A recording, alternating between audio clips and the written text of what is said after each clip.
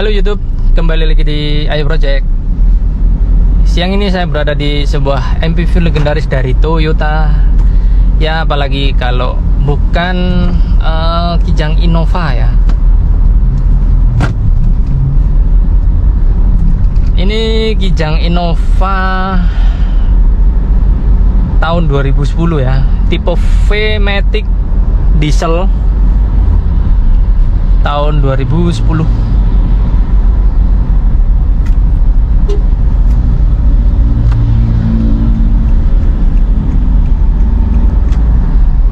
Saya akan bercerita sedikit bagaimana impresinya.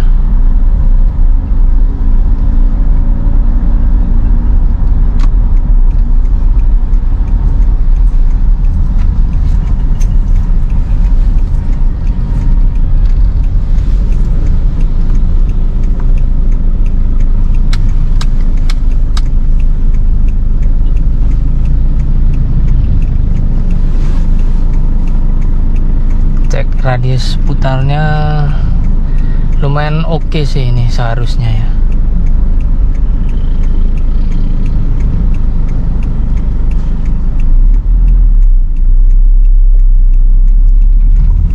Oke.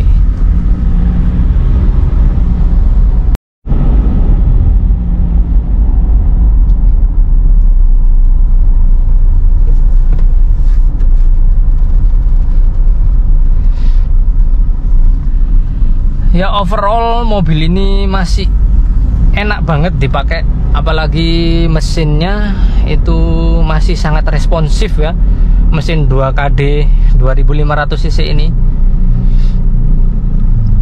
Overall juga untuk internal mesinnya juga masih stok ya, nggak ada upgrade ataupun penggantian part racing atau apa, tapi rasanya itu masih ngejambak ya anunya, akselerasinya. Secara standar mesin 2KD ini sebenarnya di atas kertas itu horsepowernya cenderung kecil ya. Cuman 100 lebih sedikit HP. Sedangkan torsinya ya ciri khas mesin diesel ya, torsinya itu lumayan oke di 260. Tapi kalau dibanding dengan Innova Reborn diesel mesin 2GD ya yang 2400 cc, sisinya lebih kecil tapi tenaganya itu gapnya jauh ya. Ini cuma 105 HP, yang mesin Reborn itu 149 HP. Torsinya juga sekitar 400 Nm ya. Jadi hampir 2 kali lipat torsinya. Tenaganya juga sekitar 50% lebih tinggi ya, kurang lebih. Tapi 2KD ini memang mesin legendaris ya, punya ciri khas. Di atas kertas oke lah, cuman ya hanya sebuah angka gitu ya, bisa jadi ya.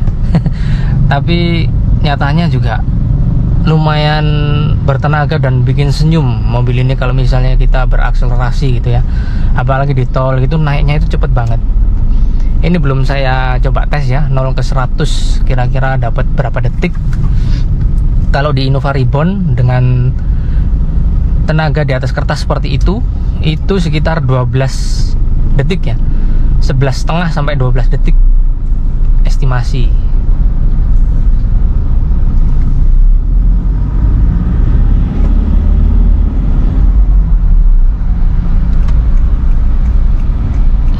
Dan di Innova ini tipe V ya.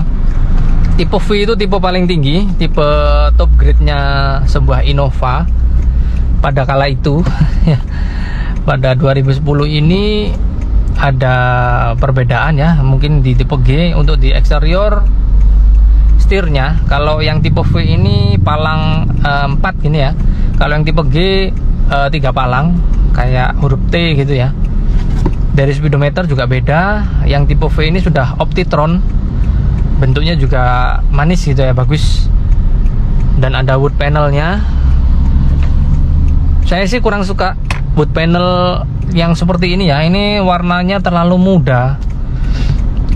lebih elegan kalau misalnya warna wood panel ini coklat tua gitu ya, atau sedikit abu-abu gitu, mungkin lebih oke lah ya.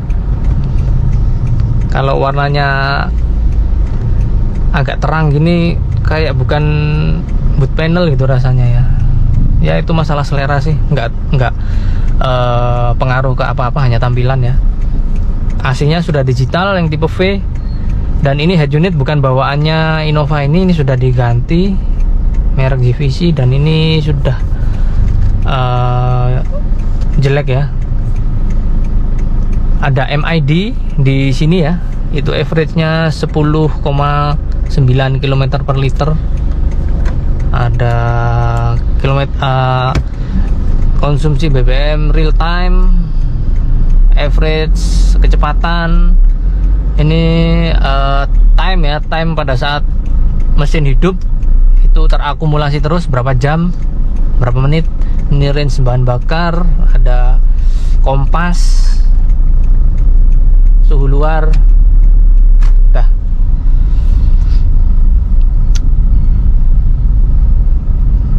Dan di Innova tipe V ini sudah ada airbag ya di atas itu. Kalau yang tipe G itu belum ada airbag.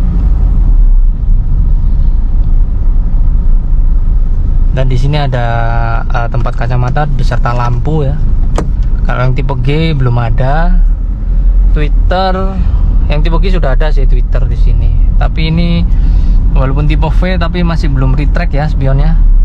Yang sudah retract itu tahun 2012 ke atas, 2013 ya, 13 ke atas ya. Itu sudah retract. Kalau yang lain-lain masih sama persis, joknya juga yes, kayaknya sedikit berbeda ya di motifnya, tapi warnanya masih sama.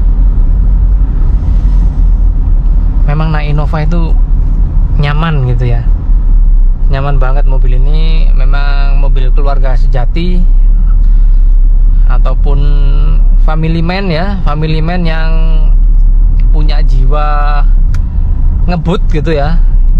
Dan mobil ini gampang dimodifikasi, dikencengin juga gampang, spare part banyak.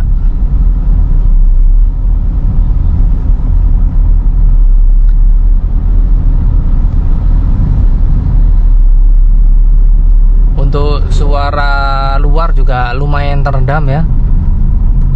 Memang di 2KD ini suara dieselnya dan getarannya itu masih cukup kerasa, tapi oke lah ya, ini mesin diesel. Memang dari segi getarannya itu nggak sehalus mesin 2GD, tapi 2KD itu sudah terbukti sangat durable ya. Dari 2004 atau 2005 ya, di mesin Innova diesel pertama kali, dan di Fortuner itu dipakai ya. Dari tahun 2005 sampai sekarang mobil ini sudah menempuh 191.000,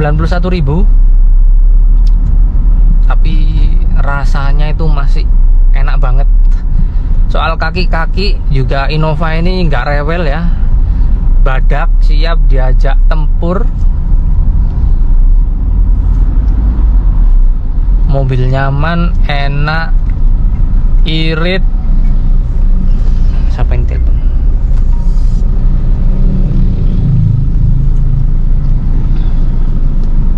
Kenceng, bisa muat banyak orang. Ya ini sebuah Innova yang bisa dibilang mobil ini nggak rusak-rusak ya. Dari material dashboard itu plastik keras semua ya, nggak ada soft touch-nya sama sekali. Cuman sangat jarang ditemukan rattling ya, atau bunyi kriat-kriat atau apa yang biasa diakibatkan dari sambungan-sambungan setiap perangkat atau part ini di mobil lain gitu ya. Pada saat kita lewat jalan yang nggak rata itu ada bunyi kriat-kriat atau apa. Di Innova ini nggak pernah ada ya, jarang saya menemukan. Mungkin karena ininya nggak rapet, bisa jadi. Terus jok juga enak, walaupun ini bukan semi bucket ya, tapi enak, joknya empuk. AC juga dingin.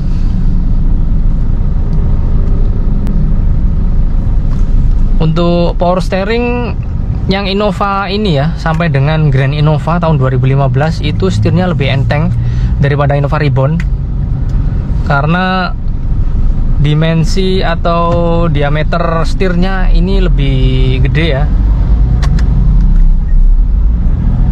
lebih gede. Sama-sama hidrolis power steering yang pakai tekanan oli ya, tapi untuk di Innova ini setirnya itu lebih enteng daripada Reborn, karena Reborn itu setir diameternya sedikit lebih kecil. Entah mekanismenya juga ada yang berbeda atau tidak, saya kurang paham ya, tapi yang jelas dari bobot setirnya, memutar setir itu lebih enteng ini.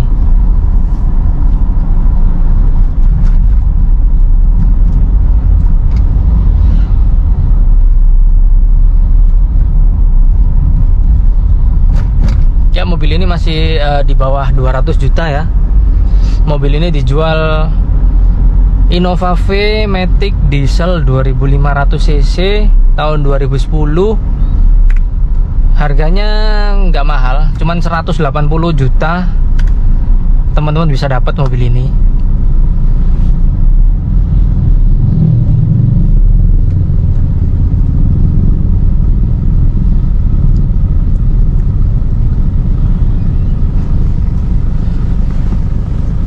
Dan mungkin hal-hal yang perlu diperhatikan ya, untuk terutama yang tipe V ini ya, di speedometer itu kan memang sedikit berbeda, dan bisa jadi ini memang speedometer lebih canggih ya dibanding yang tipe G.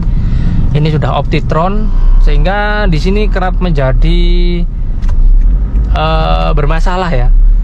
Masalah sebenarnya sepele sih, di servis bisa gampang banget dan murah. Untuk backlightnya ya, yang sering mati di mobil Innova V mulai tahun ya, pokoknya Innova V ya, yang speedometernya sudah Optitron dan juga Fortuner yang speedometernya sama seperti ini, itu sering kali backlightnya itu mati. Jadi saat di kontak on itu cuman jarumnya aja yang nyala ya, angka-angkanya ini nggak kelihatan semua, atau berkedip. Itu memang sudah ciri khas atau sudah umur ya dari Innova dan Fortuner yang speedometernya sudah seperti ini, sudah Optitron. Teman-teman nggak usah khawatir, itu di servis gampang dan murah ya. Dan di panel AC ini beberapa juga kendala nggak berfungsi secara semestinya ya, kadang ngeblank ataupun delay ya pada saat kita start mobil, berapa detik kemudian atau berapa menit bahkan ya, kalau sudah parah itu baru nyala ininya. Itu beberapa sih, nggak semuanya, tapi ya itu bisa jadi titik pengecekan yang lebih detail ya nanti kalau misalnya teman-teman mau membeli sebuah Innova tipe V ya. Yang lain sama-sama aja ya, transmisi maticnya, mesinnya sama aja. Mesin dan matic Innova itu terkenal badak. Kalau pas teman-teman kena yang unit defect ataupun unitnya nggak bagus gitu ya, perawatannya ya bisa jadi bermasalah. Tapi kalau selama mesin ini dirawat, mobil ini dirawat, transmisinya jangan sampai telat ganti oli matic, awet-awet aja mobil ini sampai ratusan ribu kilometer pun ya.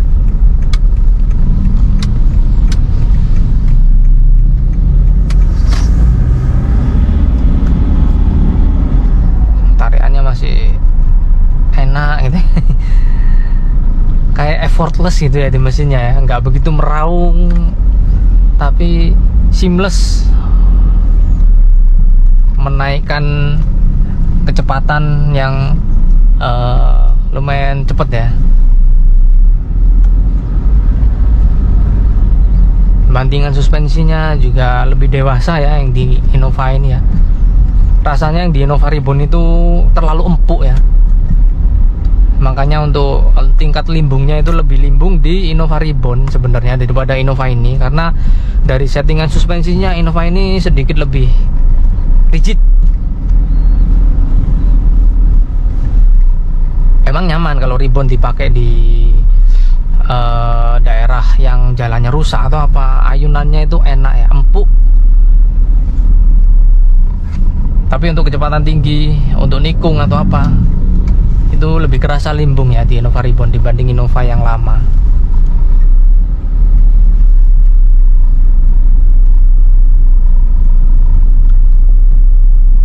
Oke,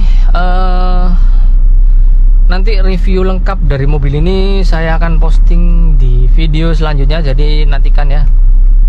Konsumsi BBM mobil ini juga nggak boros, tapi sebenarnya juga nggak irit sih. Yang bikin irit itu karena kita pakai biosolar ya. Seliter cuma 6.800, di MID sih sekitar 10,9 km per liter ya. Ya sebenarnya kalau dihitung-hitung dibanding Innova bensin gitu ya, Innova bensin bisa 18, 19, ya ini lebih irit lah.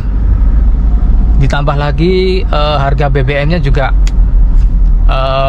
lumayan murah ya, jadi ya untuk pengeluaran BBM di Innova Solar ini lebih irit. Tenaganya juga dapat.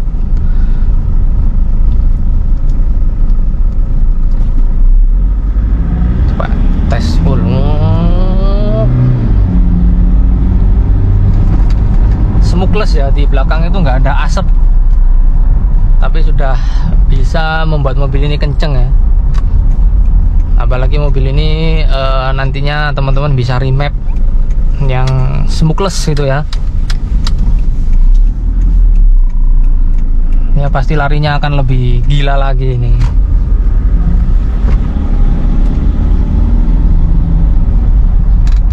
Oke kawan YouTube, terima kasih telah menonton. Jangan lupa like, comment, dan subscribe. Ikuti terus channel iProject. Bye bye, sampai jumpa di video selanjutnya.